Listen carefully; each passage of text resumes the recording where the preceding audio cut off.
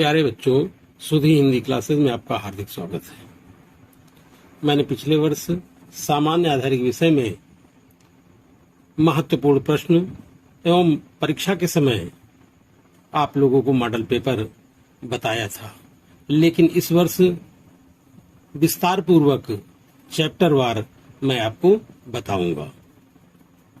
आइए देखते हैं। पहला चैप्टर है पर्यावरणीय शिक्षा। यदि आप चैनल पर पहली बार हैं तो सब्सक्राइब जरूर करें और अपने दोस्तों को ज्यादा से ज्यादा शेयर करें। पर्यावरणीय शिक्षा। पर्यावरणीय शिक्षा सतत विकास और पर्यावरण संरक्षण नीतियों, उद्देश्यों और लक्ष्यों को प्राप्ति के लिए लोगों को पर्यावरण और विकास के विभिन्न आयामों के बारे में पर्याप्त जागरूकता और समझ पैदा करने की दिशा में निर्देशित एक प्रक्रिया के रूप में परिभाषित किया जा सकता है। प्राचीन काल में पर्यावरणीय शिक्षा पाठ्यक्रम का हिस्सा नहीं थी, फिर भी लोगों का पर्यावरण से बहुत लगाव था। भारतीय संस्कृति में मानव जीवन के कल्याण और सुख के लिए पर्यावरण के महत्व और प्रकृति के सानिध्य के महत्व को समझाया है। वेदों के अध्ययन से ज्ञात होता है, वेदकालीन समाज में पर्यावरण के महत्व और उसकी रक्षा के प्रति मानव काफी सचेत था। उस काल में वट, पीपल, आंवला आदि वृक्षों का पूजन करने का चलन था। ये सर्वाधिक ऑक्सीजन प्रदान करके मानव जीवन को प्राणवायु प्रदान करते हैं। हिंदू धर्म में पीपल को बहुत पवित्र माना जाता है। मान्यता है कि इसकी जड़ में ब्रह्मा, तने में विष्णु तथा पत्तियों में अन्य देवी देवताओं का वास होता है। पर्यावरणीय शिक्षा का अर्थ। मानव यदि यह समझने लगे कि उसके कृत्यों से हमारा पर्यावरण प्रदूषित हो रहा है, विशाल प्राकृतिक संसाधनों के भंडार रखने वाली पृथ्वी आज खाली हो चली है। भविष्य की बात क्या करें, वर्तमान पीढ़ी का जीवन ही कठिन हो गया है।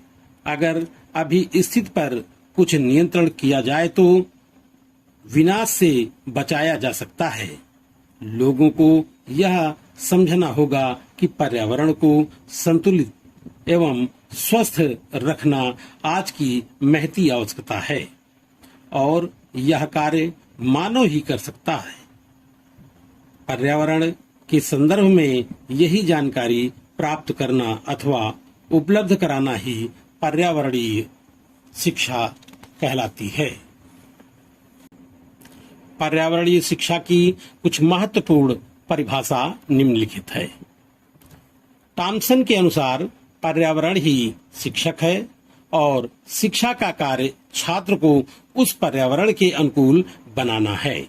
शिक्षाविद वीसिंग के अनुसार शिक्षा का कार्य व्यक्ति का पर्यावरण से उस सीमा तक सामंजस्य स्थापित करना है जिससे व्यक्ति और समाज दोनों को अस्थायी संतोष प्राप्त हो सके। अगला है एनसीईआरटी के ड्राफ्ट के अनुसार पर्यावरणीय शिक्षा मानव का एक सामाजिक प्राणी के रूप में अध्ययन करता है। यह मानव से एवं उसके वातावरण से संबंधित है।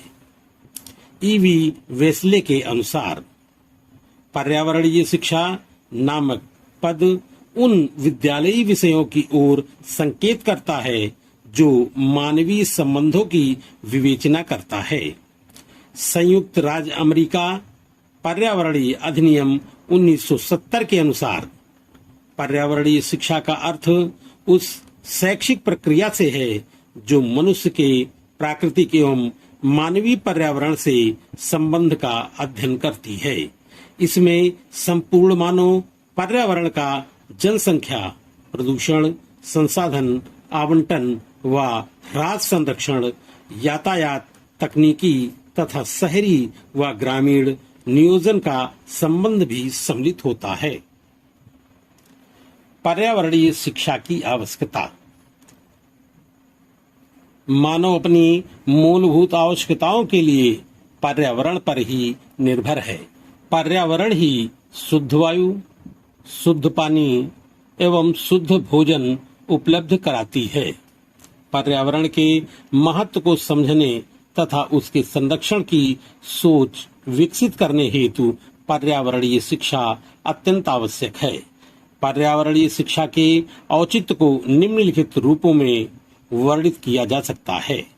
नंबर 1, पृथ्वी एकमात्र ऐसा ग्रह है जिस पर जीवन संभव है, इसलिए इसे नष्ट होने से सदैव ही बचाना चाहिए, जिससे इसमें निवास करने वाले जीव जंतु, पेड़ पौधे आदि को सुरक्षित एवं सुखद जीवन प्रदान किया जा सके। नंबर 2, जनसंख्या वृद्धि संपूर्ण विश्व की बड़ी जटिल समस्या है, जिसके कारण प्रकृति असंतुलित हो गई है। इसे संतुलित करने के लिए पर्याप्त प्रयास करना अति आवश्यक है। नंबर 3, प्राकृतिक संसाधनों के भंडार जो सीमित हैं, उनका उचित और बुद्धिमानी से उपयोग किया जाना अति आवश्यक है। इसके बारे में जागरूकता तभी आ सकती है जब इससे संबंधित शिक्षा का विस्तार किया जाए। नंबर 4, औद्योगिक क्रांति से उत्पन्न प्रदूषण, इसके कारणों और प्रभावों को पर्याप्त शिक्षा प्राप्त होने पर ही समझा जा सकता है। नंबर 5, पर्यावरणीय शिक्षा से क्षेत्रीय पर्यावरण से संबंधित समस्याओं का अध्ययन करके उसका हल प्रस्तुत किया जा सकता है। नंबर 6, पर्यावरण के विभिन्न घटक आपस में किस प्रकार से एक दूसरे से क्रियात्मक संबंध रखते हैं, इसकी समुचित जानकारी उपलब्ध करना। नंबर 7, पर्यावरण एवं स्वास्थ्य पर होने वाले प्रभावों की विवेचना करना तथा पर्यावरण के प्रति चेतना जगाना। अगला पॉइंट है पर्यावरणीय शिक्षा का उद्देश्य। नंबर 1, पर्यावरण और उसके घटकों के बारे में जानकारी। नंबर 2, प्रकृति में उपलब्ध सीमित संसाधनों के उपयोग तथा उसके संरक्षण की जानकारी देना। नंबर 3, प्राकृतिक संसाधनों पर अनियंत्रित जनसंख्या दबाव की जानकारी देना। नंबर 4, पर्यावरणीय क्षय के विभिन्न कारणों एवं क्षय से उत्पन्न होने वाले दुष्परिणामों की जानकारी देना। नंबर 5, पर्यावरणीय प्रदूषण के कारण तथा उनके निराकरण के उपाय प्रस्तुत करना। नंबर 6, वनस्पति एवं जीव जंतुओं के सह संबंध का महत्व बताना। नंबर 7, विभिन्न प्रकार के प्रदूषणों को कम करने वाले कार्यक्रमों में सहभागिता बढ़ाना। नंबर 8, मृदा अपरदन रोकने वाले कार्यक्रमों को बढ़ावा देना। 9 नंबर, ऊर्जा के परंपरागत स्रोतों की जगह गैर परंपरागत स्रोतों की जानकारी देना। नंबर 10, वन के दोहन के कारणों तथा उनके संरक्षण की जानकारी देना। अगला पॉइंट है पर्यावरणीय शिक्षा के प्रकार तथा विधियां। पर्यावरणीय शिक्षा 2 प्रकार की होती है। नंबर 1, औपचारिक पर्यावरणीय शिक्षा। पर्यावरण के प्रति रुचि रखने वाले शिक्षित व्यक्तियों को औपचारिक पर्यावरणीय शिक्षा प्रदान की जाती है। इसे मंत्रालय ने शैक्षणिक पाठ्यक्रमों में सम्मिलित किया है, अर्थात इस प्रकार की शिक्षा स्कूलों, कॉलेजों, आधिकारिक संस्थानों और विश्वविद्यालयों में या तो व्यक्तिगत रूप से या ई लर्निंग प्लेटफॉर्मों के द्वारा प्रदान की जाती है। विद्यार्थियों के साथ साथ पर्यावरण से जुड़े लोगों को व्याख्यान, संगोष्ठी आदि के माध्यम से यह शिक्षा प्रदान की जा रही है और उच्च स्तर पर सेमिनार, वर्कशॉप के माध्यम से सरलता से औपचारिक पर्यावरणीय शिक्षा दी जा रही है। नंबर 2, अनौपचारिक पर्यावरणीय शिक्षा। शिक्षा से वंचित लोगों को दी जाती है। अशिक्षित लोगों के साथ साथ कम पढ़े लिखे तथा विभिन्न व्यवसाय और कार्यों में लगे लोगों को भी सम्मिलित किया गया है। अनौपचारिक पर्यावरणीय शिक्षा का तात्पर्य ऐसी शिक्षा से है जो किसी शैक्षणिक संस्थान के माध्यम से औपचारिक पाठ्यक्रम में नहीं दी जाती है, अर्थात ये आमतौर पर व्यापक लोगों तक पहुंचती है। इसमें वे वयस्क भी शामिल हैं जो कभी स्कूल नहीं गए। अनौपचारिक पर्यावरणीय शिक्षा सामान्य नहीं होती।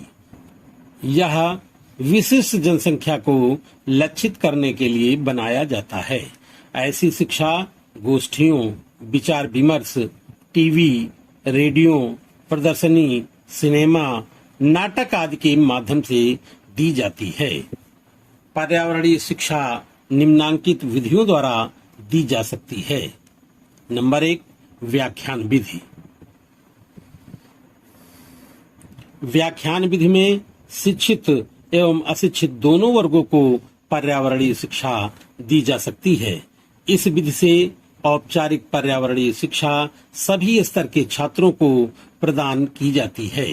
यह विधि शिक्षण विधियों में सबसे पुरानी विधि है। इस विधि का प्रयोग करके एक साथ कम समय में अधिक लोगों को शिक्षा दी जाती है। नंबर 2, प्रदर्शन विधि।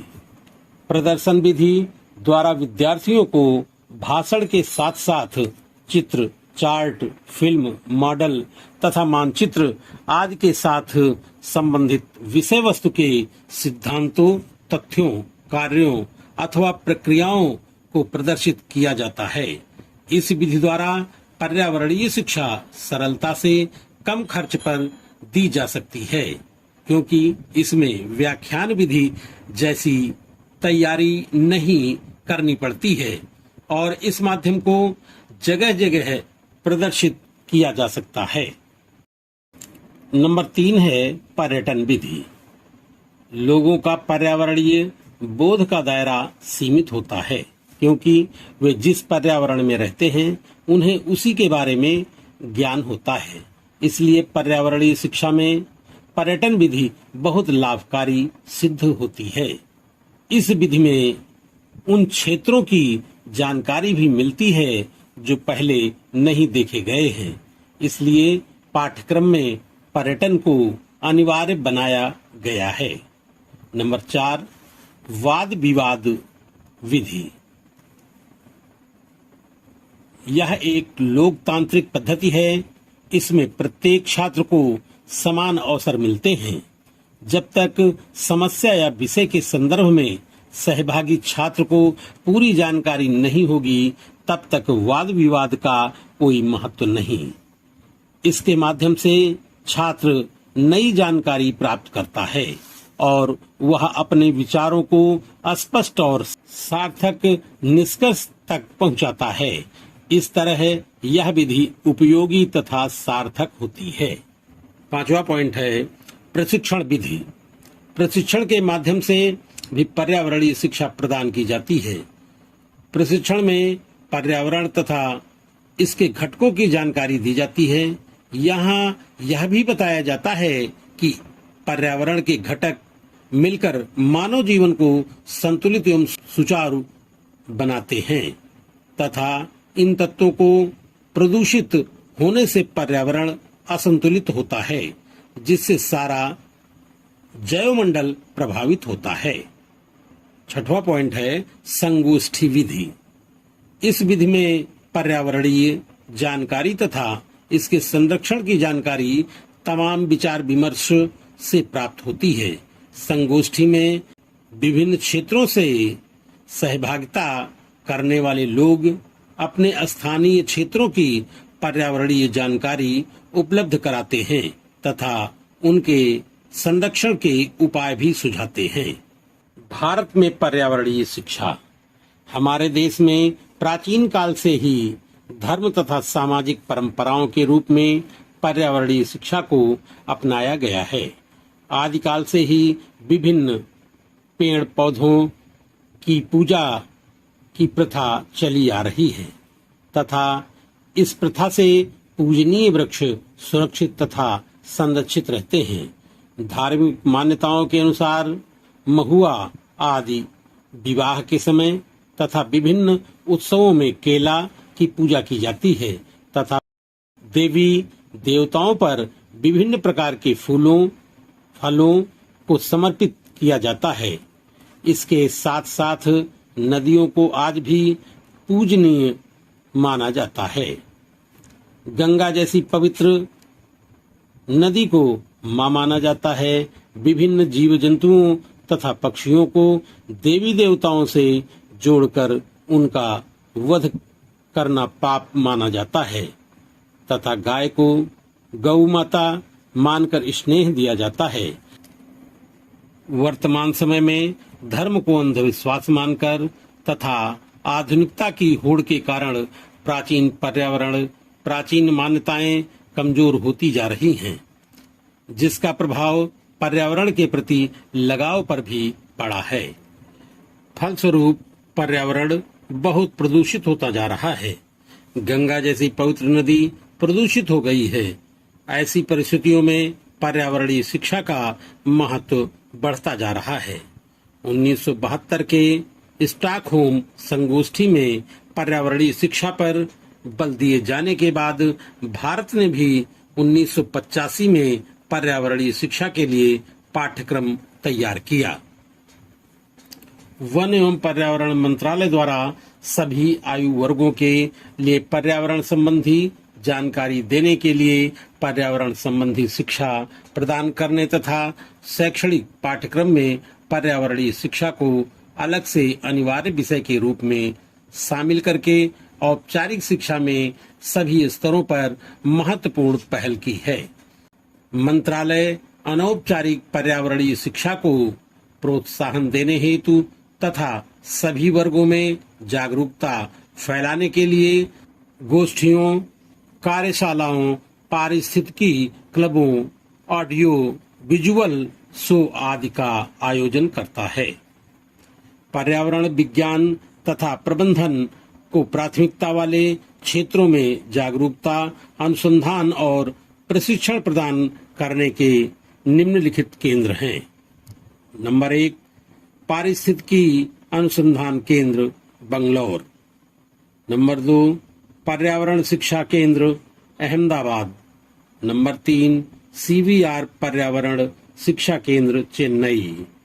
नंबर 4, सलीम पक्षी विज्ञान और प्राकृतिक इतिहास केंद्र Coimbatore. Number 5, Madras school of economics on environmental economics Madras. Number 6, राष्ट्रीय प्राकृतिक इतिहास संग्रहालय दिल्ली। अनौपचारिक शिक्षा को बढ़ावा देने हेतु अगला पॉइंट है पर्यावरणीय शिक्षा हेतु किए गए प्रयास।